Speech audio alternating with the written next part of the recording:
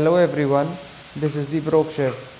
A quick tip, if you are unsure about refrying the fries and preparing the gravy base side by side, you can prepare the gravy till the part where we add water. Turn the flame off and refry your potatoes in very hot oil for 2 minutes over high flame. Then put the cornflour syrup and continue the process as shown. But it's best to practice doing this side by side as you should be able to prepare the gravy very quickly until the time your potatoes get fried. Anyways, keep learning and happy cooking. Do try the Szechuan sauce recipe, it came out amazing. We'll catch up in the next video. Ciao for now.